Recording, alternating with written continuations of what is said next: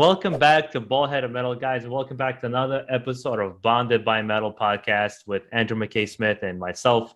And today we want to talk about all the albums we enjoyed in February, perhaps something we didn't enjoy, some of the singles that came out. Essentially, we're going to talk music in February. And I'm going to be a gentleman here. Andrew, I'm going to let you start it off and see what you've been enjoying in February. Hey bro, hope everything is going well over there. Certainly here these days, mate. I'm surrounded by bloody floodwaters. I had to take the kids through floodwaters to get them to school yesterday. But when I say floodwaters, it was only a couple of inches or what have you. But it's certainly been an interesting time this past 2 years now, culminating in bloody floods around us. But either way, there's plenty of great heavy metal to rip into. I've got an album has been released, which is it's going to be extremely hard to best for album of the year. I must say it's hotly anticipated. It's a band that I've spoken about a lot on our show, Blood Incantation. Incantation. Really? It's Time Wave Zero. Because it's like it has the whole like electronic vibe to the whole album, right? Correct. Okay. But I want to make a point here. Okay. If anybody thinks it lacks the intensity, the majesty and the emotional impact of the band's pure death metal, wrong. Okay. If anything, it's up to the ante slightly, and you can't fake intensity. Okay. What you are listening to with Time Wave Zero, it's blood incantation, but not as we know it, not as the fans know it. So imagine if the group's cosmic death metal was fed into a Xerox machine and faxed light years across the galaxies and nebulae.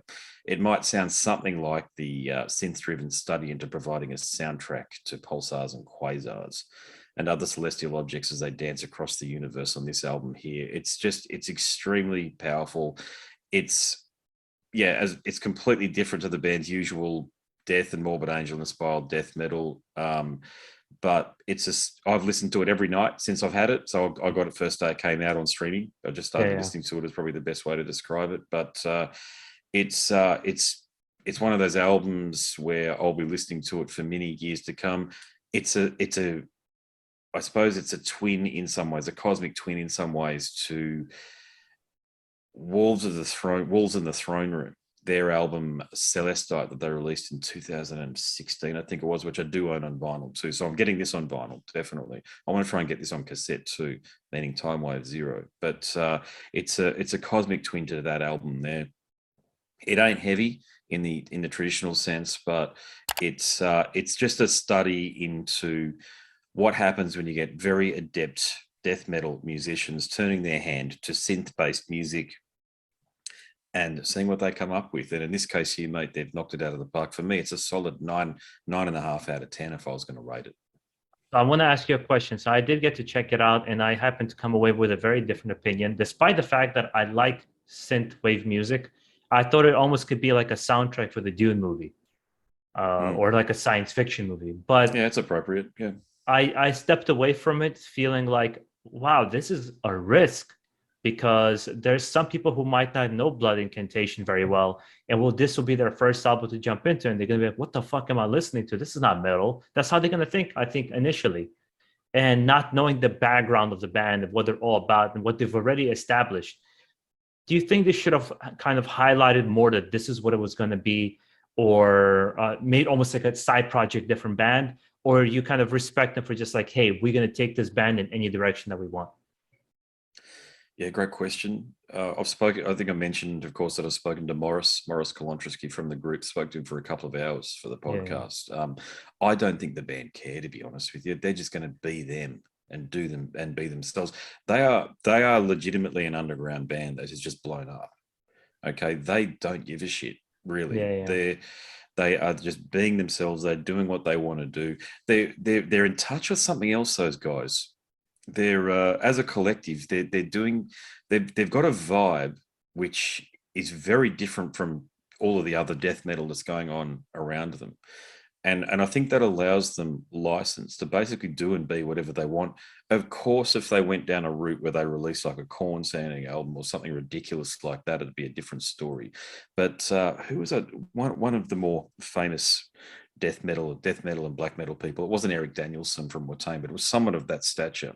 I was talking to him about synth wave and about how some of these synth wave artists, again, we all know the music. Some of the more prominent artists, I can't recall the names right now for the sake of our conversation here, but how Eric Daniel, the person I was speaking to that was a lot of Eric Danielson's stature, was talking to a bloke who was as prominent as you could probably get in synthwave, and the fella said to this guy that when I look out across the crowd, when I'm performing, when I look up from the DJ stand or what have you, what I see is a bunch of heavy metal and black and death metal fans.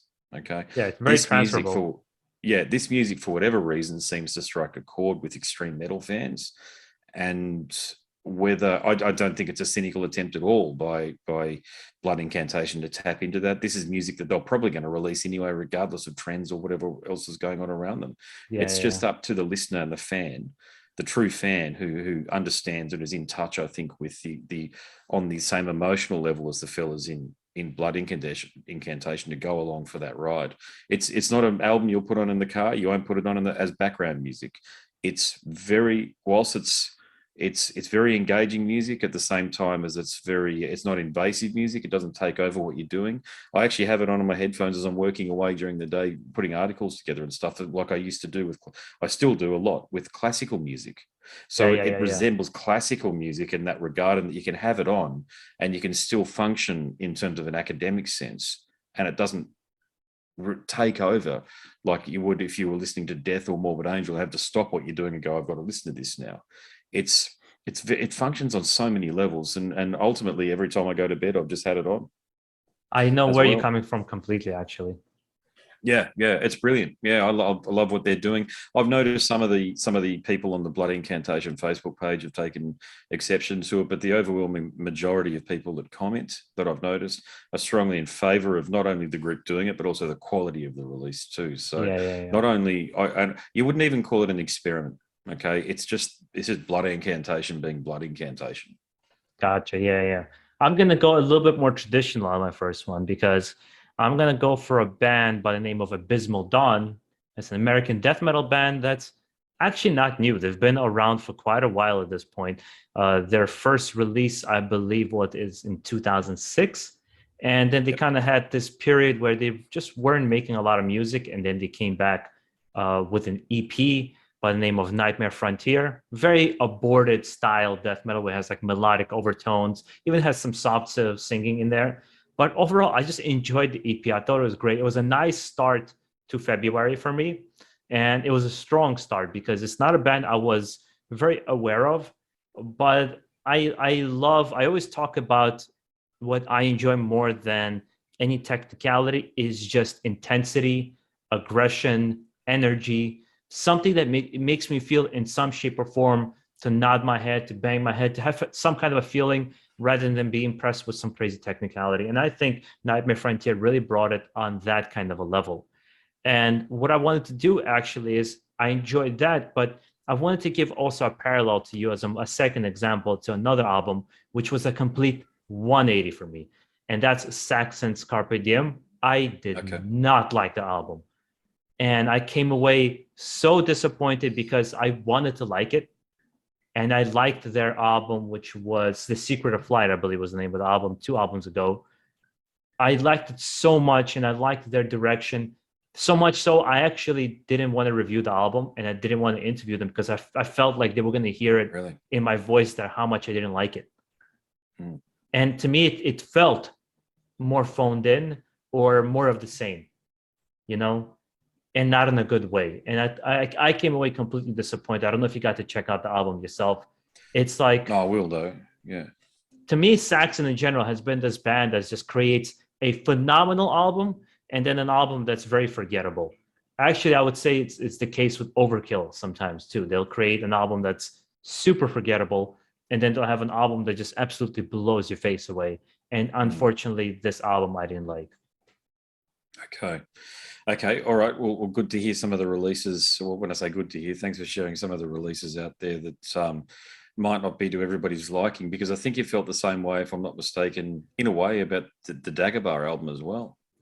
But see, with Dagobah, it was a different feeling. I came away understanding the direction, understanding the approach of this guy and the band trying to take, and a natural progression for them. I just wasn't along for the ride. But I came away like, okay, I get it. I'm just not going to be one of those people on that roller coaster, but I can respect and support. Yeah. Well, looking through the list, we've already spoken about Annihilator's Metal 2 on previous episodes of the show. I haven't heard the entire album, but I do think Couple Suicide may be the best song that, probably the only song that Jeff has ever written that has a chance of breaking outside of the metal sphere. So I hope it does do that. But I want to talk about another album that has been slowly drip fed literally over the past 6 months. I have no idea what the release strategy was, except that every 2-3 weeks or so, I'd receive a new track from Zeal and Adore's publicist in Australia for their new album, self-titled. Zeal and Adore, for those people who don't know, combines black metal, the typical qualities of black metal, with Southern, Black, African, and American music. Whoa. It is what it is. It's extremely interesting. Manuel Gargano, I've had a conversation with him. He's half African American, half Swiss. Okay, but I think he is Swiss. I think he lives in Switzerland. Awesome fella, great band. This band is a group, and also too, I should say, imbued with satanic themes. So there you go. If you got a capsule of that, wouldn't be a black metal band without it. Apparently, the theme, and I don't know. I mean, you only know what you can read. It's reported and is on Wikipedia or what have you. But it's imagine if American slaves turned to Satan rather than God. Their music might sound a bit like this. I think that might be what the concept is. It's a funny concept. Yeah, but I tell you what, it works. It's one of those rare things where it's like, oh wow, that's probably how the hell is that going to sound? Manuel is a very smart fella, though. Okay, he could probably write a great punk song or a great power metal song, that sort of thing. He's chosen to go down this route here, and the songs that I've heard from the album so far, again, it's an album that will be, hopefully, because I'm enjoying it so much at the moment, my top 10 by the end of the year. Gosh, we've had a couple of crackers released toward the beginning. It's always tough with great releases at the beginning of the year because they usually get bumped off just through attrition by the end of the year, because releases after June and July become more relevant and current in that moment, and because you're focused more on sort of developing your playlist for the end of the year. But I don't think so. I don't think that'll happen with Zeal and Adore here. That's a killer album, mate. So yeah, I recommend anybody who's interested in left of center metal, not talking about the political spectrum, but left of center is in something very different from your typical Metallicas and Megadeths. If you want something that even your typical Mayhem and Burzum, that sort of shit, check out Zeal and Adore. You know, there's been a theme, I think, in February of heavier music. There's been a lot of black metal or death metal releases. And one of them for me that I would say is probably next to another band I'm going to mention on this list, probably the best thing I've heard this month for February was Persephone with their album Metonia, with their band coming from Andorra. So it's a small nation, right? Next to Spain and France. But they came out with this album out of nowhere for me. It's so technical and it has such nice progressions, and it just goes into so many different directions in their music and somehow works. I am typically the person who always says I hate progression for the sake of progression. And this band, just like a nice symphony of classical symphony, it just flows beautifully from beginning to the end. I honestly don't understand how they write it that way, because it just sounds great. To me, Persephone really became the first shining example of the year. And I'm holding it very close to my heart. Not to mention, after the interview with Carlos, and just seeing how normal and down to earth and relaxed this guy is, you really do come to appreciate, I think, from these interviews, the struggle, the insecurities that they have, the doubts that they have. You come to appreciate the band on a different level as well, especially when you're seeing a talent like that with this band. Long album, but never overstays its welcome. For anybody who wants any kind of extreme progressive record, it's death metal, but it's not. It's like, Opeth or Theater of Tragedy. Just has all these elements, but infusing it with, I would say, more modern sensibilities. I highly recommend for people to check this album out. I mean to say, talk about garbage releases that have been out so far. Just on the back of your comment there about Saxon. Saxon, right? I know it's not strictly metal, but what's with the new Guns N' Roses release? Have you seen this shit? I'm gonna tell you this much: I gave up on Guns N' Roses after the first album. Yeah, well, well, look, this one is called just so people are aware. There is a new Guns N' Roses release. There's an official release, by the way. It's not With Axel, right? something. Yeah, yeah. It's called Hard School. It's an EP. It's got 4 cuts on it. So it's got this track, Hard School, the title of the EP, Hmm. Absurd, Don't Cry, which we've all heard a million times, and You're Crazy, which you've all heard a million times as well. If you follow the band, that is, Don't Cry. I think even a casual rock fan has heard a million times. But the point is, Hard School and Absurd, apparently they're leftovers from Chinese democracy. That album does not need to be labored over. Nobody really cares. I mean, if that album wasn't released, nobody'd bother. It had 1 or 2 good songs on it. So just some outtakes from Chinese democracy, Hard School and Absurd. They're not meritoriously shit songs by themselves, but do they warrant an official release? Of course not. That's the point. Yeah, I mean, for me, Guns N' Roses was a overly inflated, overly recognized band. Slash to me is a decent guitarist, nothing out of the ordinary. It's just for me, I always felt they've picked up steam that wasn't well deserved. I believe somebody like Def Leppard earned their stripes by producing good quality music, or even Motley Crue. Man, I would pick Motley Crue over Guns N' Roses Is that any day of right? the week. Yeah, man. Wow, yeah, that's huge. Yeah, yeah. I still have. I'm not going to say I have a soft spot for Guns N' Roses because I don't. Just I can understand why they were as popular as what they were. I mean, I was there back in the day when I distinctly recall the day those 2 albums, meaning the Use Your Illusion albums, were released. Yeah. And in the boarding house that I was in at the moment, there was a couple of fellows that went and bought the CD or the cassette, whatever, either way, and that music was like the soundtrack to my 13, 14, 15, when I was 13, 14, 15, alongside of Nirvana, Soundgarden, Pearl Jam, because that's all I heard around me. I didn't own any of this material. I want to be clear. It was just so prevalent in and amongst my mates and in amongst my peer groups that it was unavoidable to listen to this shit. So, but no, it's so weird. Axel, I don't know whether he's got ADD or something, but he must have something. I'm not being, I'm not being nasty when I say What do you that, mean? okay? Yeah. But he's a fucking weird guy. And it's the other guys are just sort of like, okay, excellent, you want to do this. Duff Yeah. and Yeah. Slash to me, they strike me as being loaded with common sense. Good blokes, they're great in interviews, this sort of thing. When was the last time Axel did a full-on proper interview and Yeah. Yeah. actually Yeah. answered fans' questions about things? He does whatever he wants to do, but he's like the batshit mental version of the way that Blood Incantation do things. That's Axel. He just does whatever he wants to do, despite people in a way. I feel like there's certain bands we've talked about Ozzy Osbourne, we've talked about others where it's the hardest thing to do, but sometimes you gotta hang it up and enough. Like I don't mind. I think it makes sense for Guns N' Roses to keep touring because the songs people love, Welcome to the Jungle, November Rain, everything, and perform those songs. But like, stop it with the new material, with the new stuff. Like, what else is there to offer? I feel like Slash got better with the other bands he's created. Yeah, He's you're just right. Sorry, he's got a new album out now, which is good. It's not great, but it's good. It's the Slash featuring Miles Kennedy and the Conspirators album, number 4, I think it's yeah, called. I have had some of that stuff sent through to me. And look, Miles Kennedy, for people who aren't aware, he's a great rock frontman and vocalist. That guy can play. I think he can play great guitar too.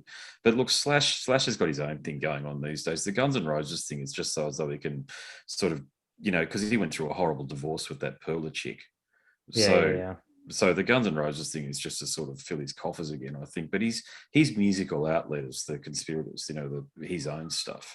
He doesn't need Guns N' Roses as an outlet. That's just, I mean, when I went to see them here in Brisbane, man, there was like 40,000 people in the crowd.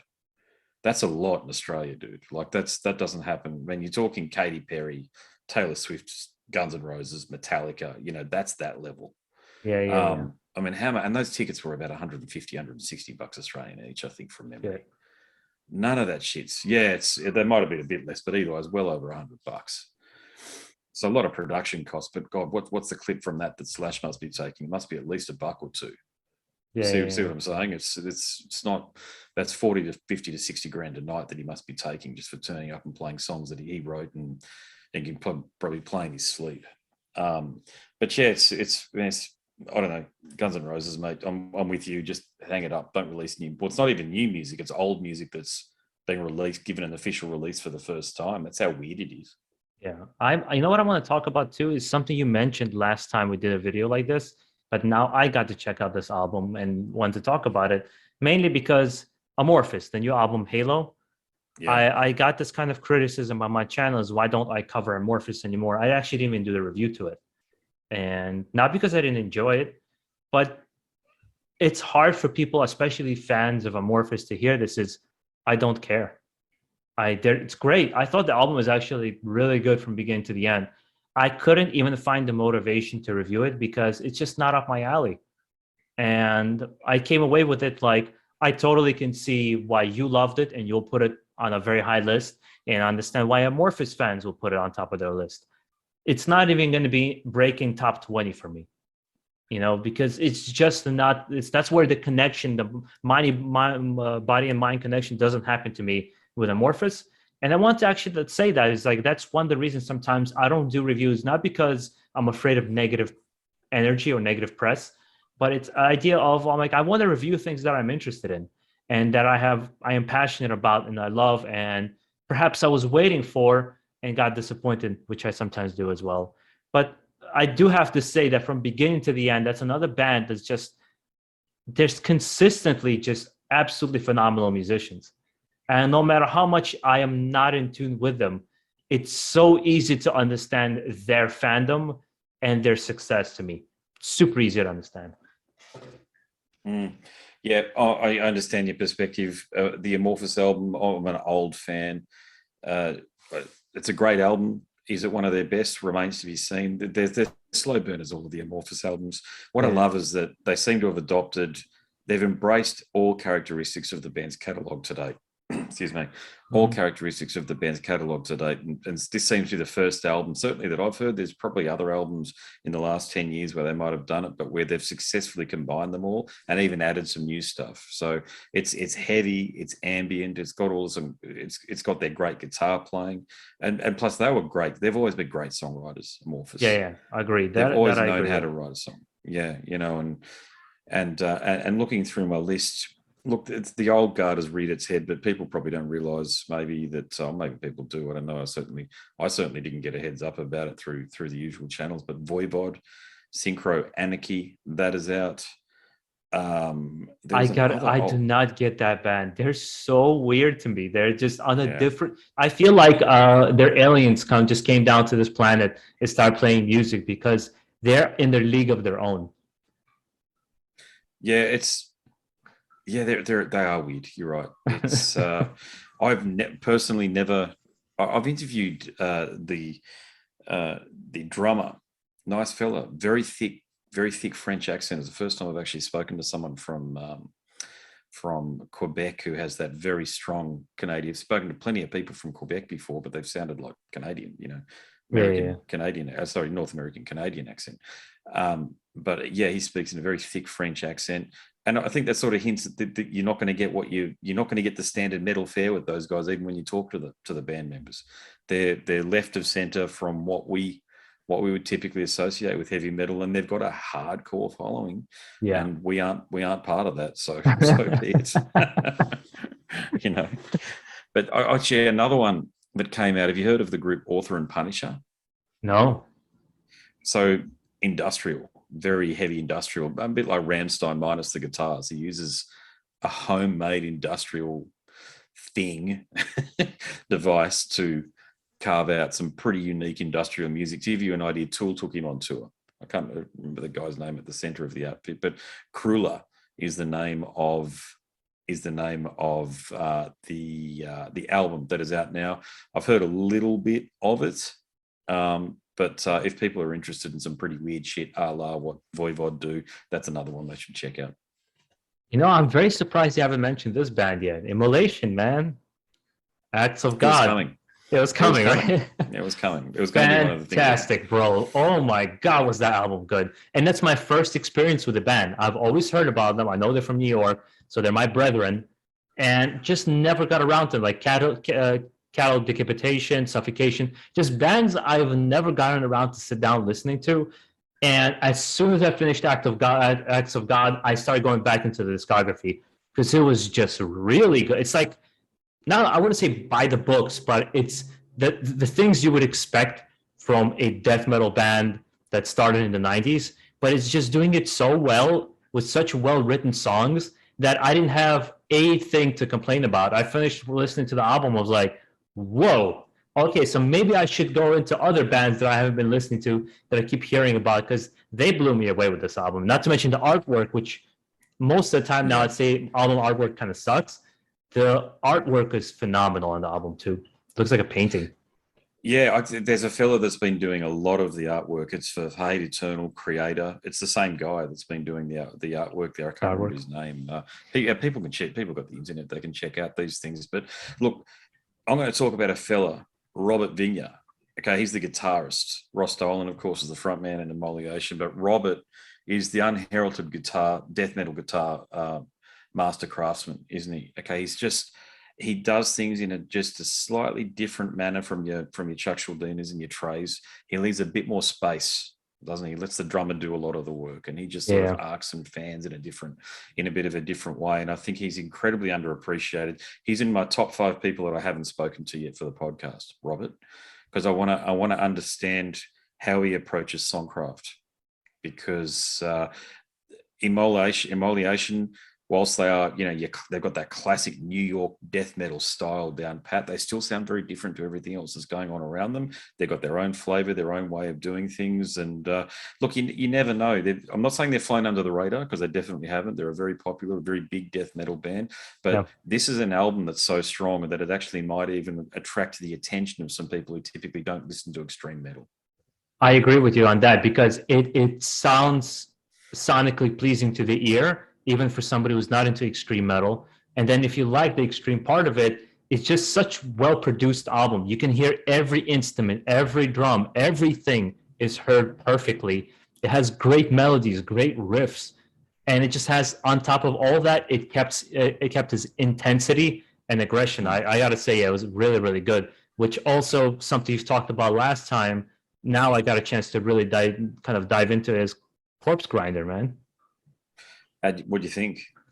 Again, I did this. I knew Corpse Grinder was going to come out. I told you I wasn't a big Cannibal Corpse fan, and you told me check out the latest album from Cannibal Corpse. Went down, listened to it from beginning to the end. My mind was blown. I understood why you were hyping it up so much. And then after that, literally a week later, I check out Corpse Grinder. So to me, in that context, it felt lacking because how good the Cannibal Corpse album was. It was just beyond. And that's unfair because I think the Corpse Grind album was quite good. It's a little bit more by the books than I would say what Cannibal Corpse did. Yeah, definitely. And it's a little bit simpler in its song structure and songwriting, but it's just as good. It has that intensity. Obviously, Corpse Grinder's vocals are signature. They are a staple of the genre. So I came away quite impressed and quite enjoying it. I've listened to it a bunch of times at this point. And I'm diving into all these new death metal bands, some that you recommended, some that people kind of recommend to me. I'm so happy to kind of be expanding my catalog. I'm glad you are. Yeah, we need Cannibal Corpse and Corpse Grinder. Okay, they're the AC/DC or the Accept, Overkill. You need these groups. They're the what do you call them? The meat and veg, if you like. You know what I'm saying?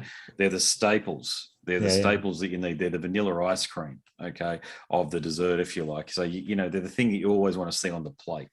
Or if you go over to somebody's house and they bring it out, you're like, this is going to be a good night, that sort of thing. These bands are so important. Corpse Grinder, he hasn't extended himself, and I didn't think anybody would expect him to. He's not going to do anything which is going to detract from what Cannibal Corpse's brand is all about, which is pure, unadulterated, no bullshit grinding, death fucking metal. It's just what he's all about. And I'm so grateful that he hasn't come out with something stupid or weird and tried to re-engineer himself. I mean, this is a bloke who, when he was interviewed by Jamie Jaster, started almost crying when he was thinking about being inspired by Tom Araya's windmill headbanging, and how important it was to his life. How obscure is that? How obscure and how niche is that? But it's so important to him. That's how heavy metal Corpse Grinder is and how death metal he is, because he he lives and breathes what this music is all about. Apparently, he's a tremendous fella too. From people that have spoken to that have shared tour buses with him, very easy to get along with. Everybody can go online to Instagram and see that he has a thing for those claw machines. Yeah, I was and just going to mention that. Yeah, so he's hardly the the mainstream stereotype of what a death metal fella is all about. He's just a guy who loves life and he loves death metal, and that truly comes across on his new solo album. People don't understand about a lot of these metal people is they're just people. You know, it's like we forget they just choose to listen to, like, you look at you and me, we're just calm the whole time and relaxed. Yet we're like all this, like the most heaviest things out there. It doesn't mean we have to walk around with black hair and makeup, like the stereotype, right? Thankfully, that shit is all gone. It's kind of broken apart. You're a business owner. We're both married. I've got kids, mortgages. Okay. Before the conversation, we talked about things that were happening in the geopolitical landscape. Okay. These people who think that people who are into metal have, are dumb or don't participate in Narrow mainstream scope of society. mind. Yeah. Yeah. It's just, that's the cliche. And it's obviously a stupid perspective held by people who are probably that are that are dense, put it that way. Metal is just an outlet. It's like saying to people who like hot food, okay, why do you like that? And then trying to stereotype in that way. Okay, metal has gone far beyond poor old Chris Holmes's caricature in the pool on the decline of Western civilization, part 2. Have you seen that short? No. I don't recommend you check it out. It's ridiculous, because I think even Chris himself has said that the vodka that apparently he was drinking was really just the pool water also. And he was just hamming it up for Penelope Spheris, the director, because of what he thought. I don't know this for a fact. I'm going off my memory. Is probably the best way to frame it. Going off my memory of what he said, that he thought that she might have wanted for the film, but unfortunately, some of those cliches, some of those actions then become cliches, and they get applied to the rest of us. So I highly doubt anybody who's not in the heavy metal will ever watch this. But just in case somebody from the mainstream of society, meaning mainstream music listening segment of society, listens to this, us metal people, we're a very good example of what metal people are all about. Yeah, the regular folk. Mm-hmm. And you have any other albums that you want to mention, or? Yeah, look, I'm going through my list. Apparently the Scorpions album, or Scorpions, as people like to correct everybody, not the Scorpions, whatever. Rock Believer is an absolute cracker. I'm just going to check on Wikipedia. Yeah, I got the album early. I just couldn't sit down and check it out. I was very, very busy. I'm a big Scorpions fan.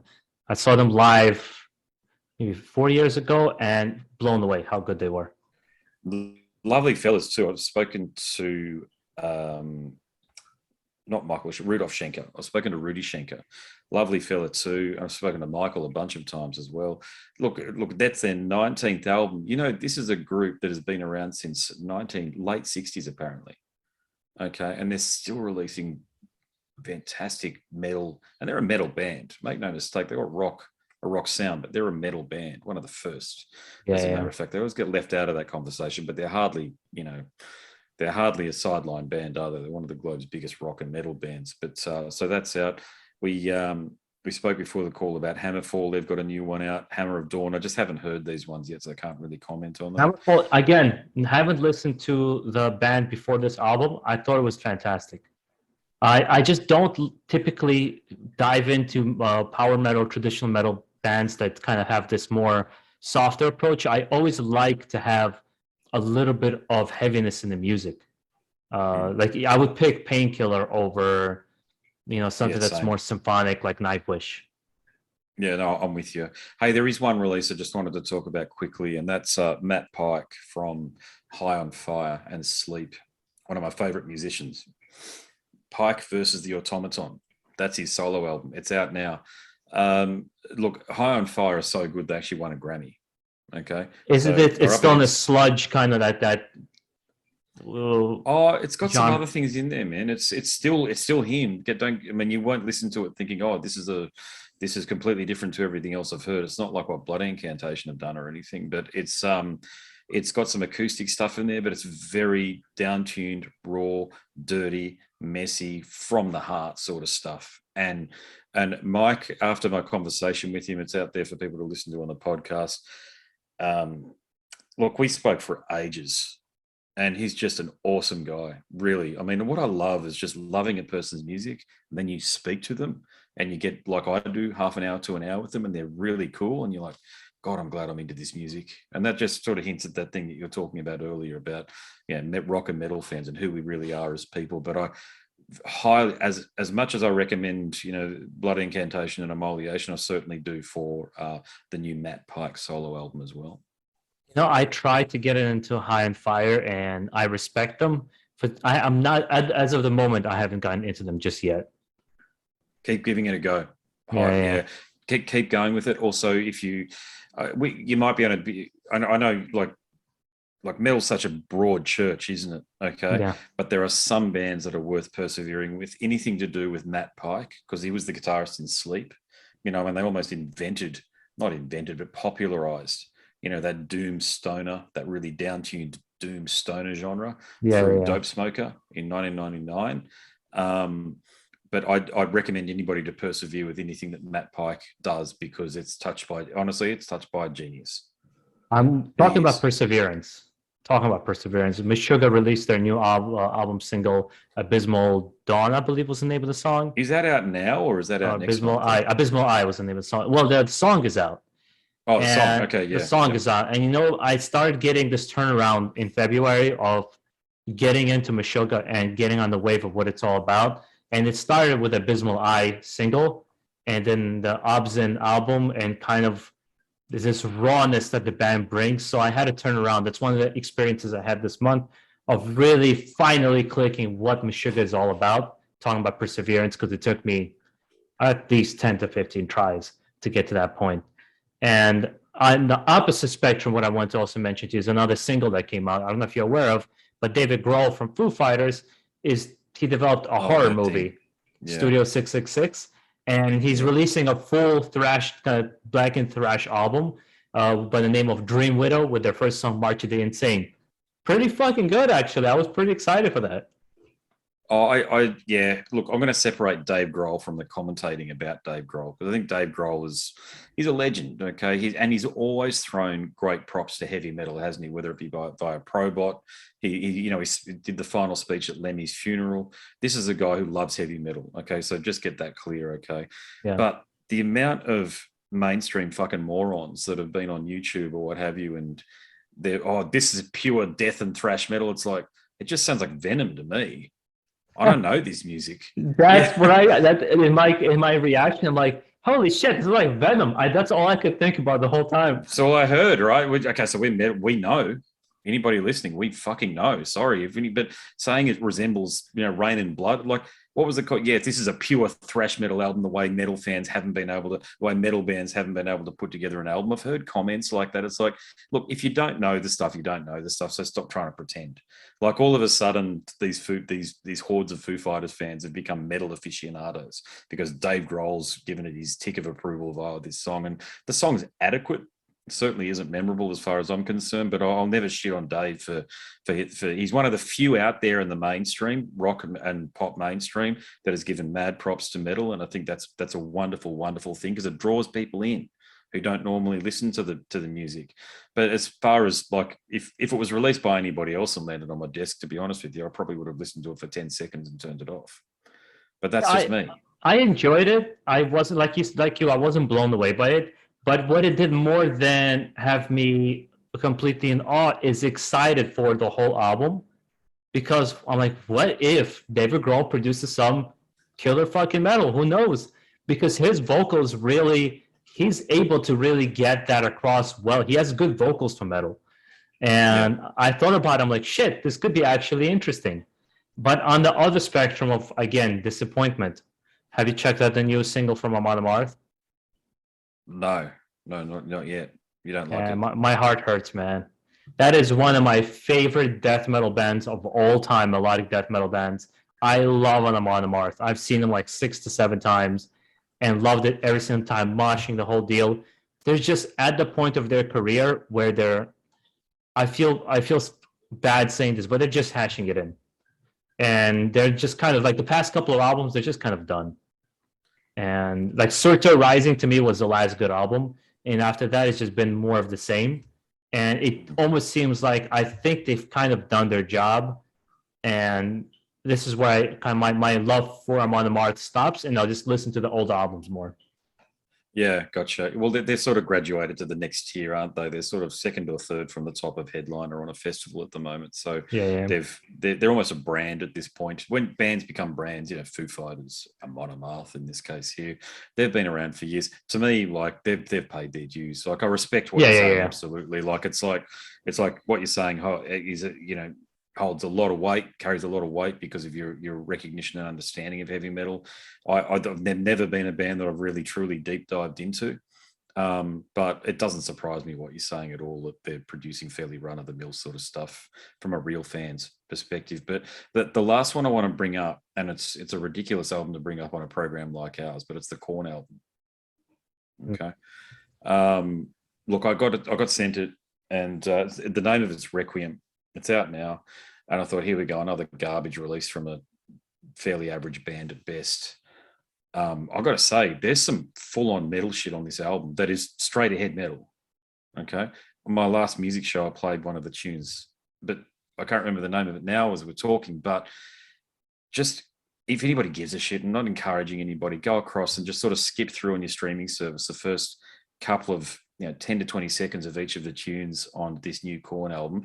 There's some metals on there. And that's the reason I bring it up, not because I'm recommending people go out and support the band, because they don't really need it, do they? They're huge. But I was really taken aback from the perspective that they seem to have embraced heavy metal. And they were never a band that I thought would go down that route. They were more of a Faith No More. They were heavy in a Faith No More sense.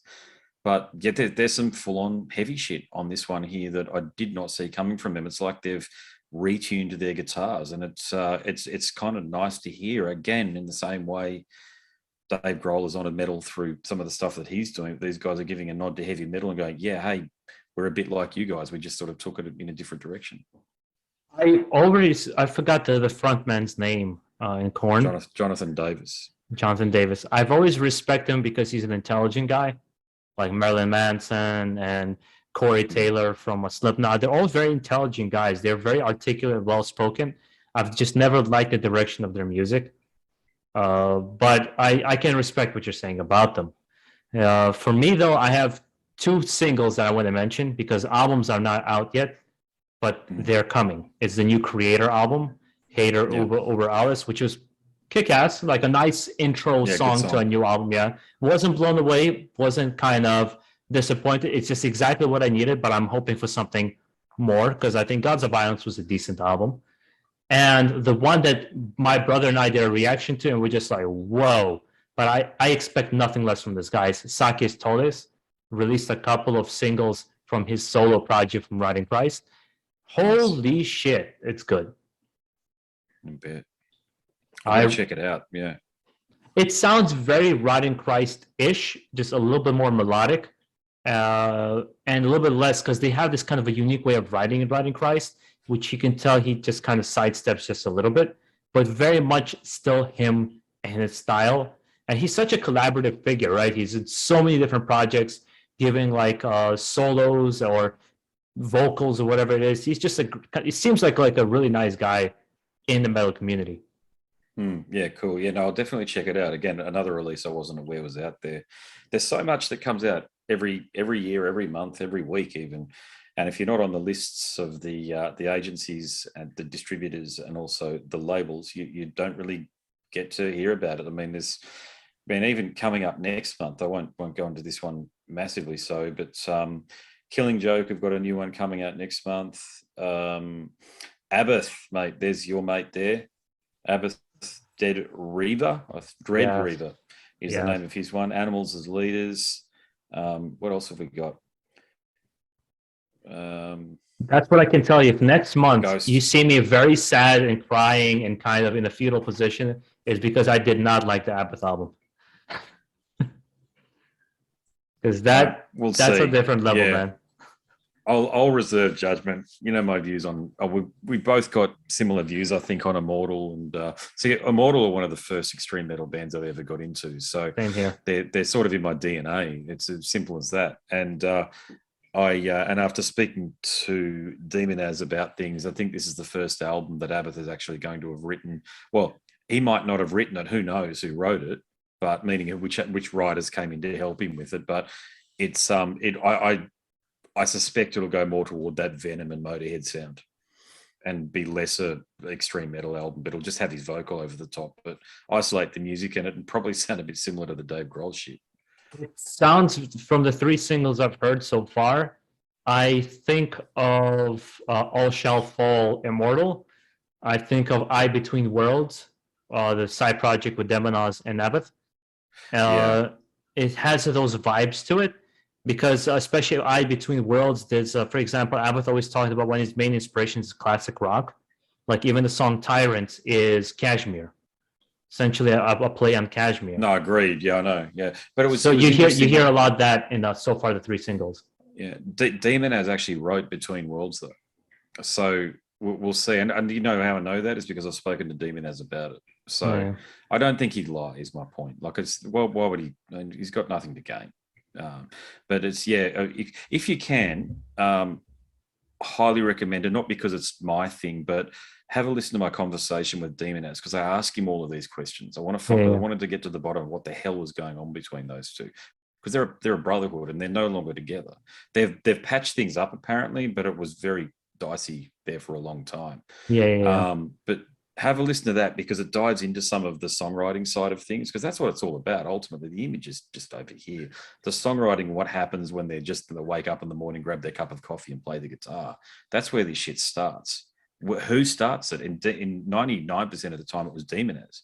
So look, this is an opportunity for Abbott not to let the fans down. I think, particularly after his antics in Argentina, I agree. And, some of the festivals, So I hope for your sake, man, because I know you're a huge fan. I hope it, a bit like me and Blood Incantation. I hope he delivers. Yeah. And then what I would want to leave this kind of podcast with is actually ask the folks watching who are still sticking with us to this point is, what have been some of the albums in February for you, or perhaps songs and singles that came out, perhaps even your disappointments? Just let us know what's been up with your life when it comes to heavy metal music for the month of February. And on the things we've talked about and things we've covered, your opinion is always welcome. We love interacting with you guys. I want to leave the last word to you, Andrew, if you wanted to say anything to our listeners. No, I just want to echo your comments there. I know we've got a relatively small but dedicated audience to these installments of your show, mate. And for people to comment, I appreciate that. There's a fella, Fred. I can't remember the rest of his. Fred Barnes. Is it Fred Barnes? There you go. Who comments quite a bit. I appreciate that, Fred. It's cool, brother, to see that you're on there doing that. We want engagement. We want dialogue. Keep talking about that at the end of these things, don't we? But it's true. We want dialogue. We want people to interact with us. What do you want us to talk about? What albums do you want us to deep dive into? It's as clear as day that Joseph and I love doing this stuff. So give us an opportunity to talk about some of the things that you want us to talk about. For me, it's almost this conversation we do together. If nobody watches it, doesn't even matter to me, because I just had a brother in Australia that I got to chat with, and it happened so that a couple other people watched it. That's pretty much it, mate. That's the way I look at it too. We're just having a conversation, and if people want to tune in, we'd appreciate it. But either way, we're still going to have this conversation. Exactly, man. You enjoy the rest of your day, man. Take care. Thanks, bro. Appreciate it.